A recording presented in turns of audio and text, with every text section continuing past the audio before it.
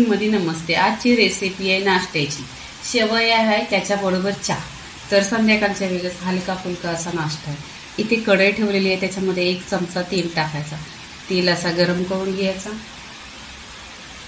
तेल गरम झालेलं आहे, त्याच्यावर शेवया टाकायच्या।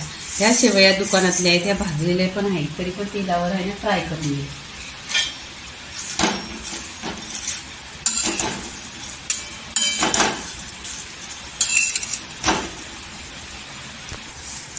इथे तेलावर परतलेली आहे।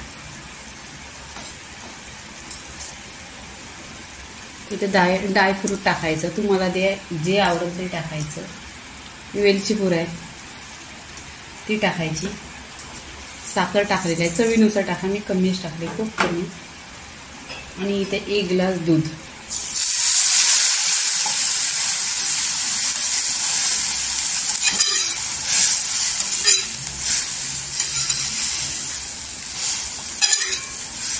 मिक्स करून घ्यायचं। याच्यामध्ये दूध थोडं कमी झाले।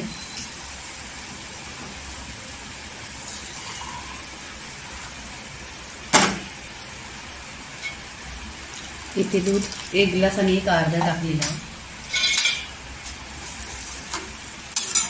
हलकासा कर आल्यानंतर काय करायचं, फक्त 1-2 मिनिटं आहे ना ढाकण लावून ठेवायचं स्लो गॅसवर। इथे 2 मिनिटं झालेली आहे बघा, शेवया अशी छान झालेली आहे। तर इथे आहे ना शेवया झालेली आहे।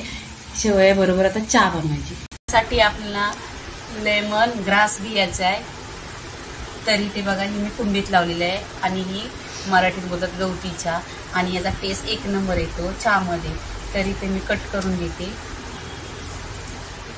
पूर्णपणे इतके कट केलेले आहे।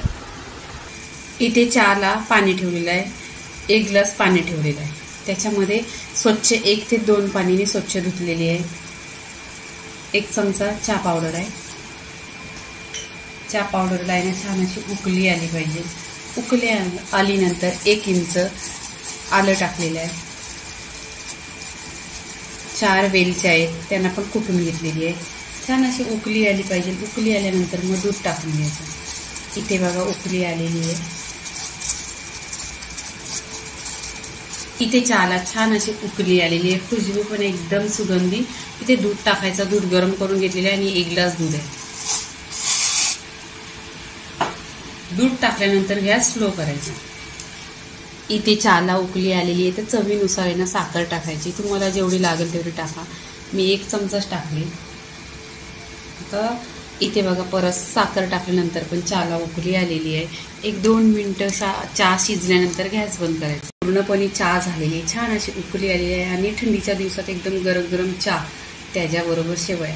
इथे गॅस बंद करायचा आणि चहा कपात ओतून घ्यायची। इथे चहा आहे ना कपात ओतून घ्यायची।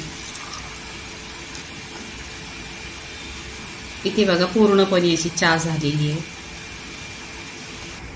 शेवयाचा व्हिडिओ आणि चहा झालेली आहे। लाईक करा, शेअर करा, सबस्क्राईब करा, आणि नेहमीच खात राहा। धन्यवाद।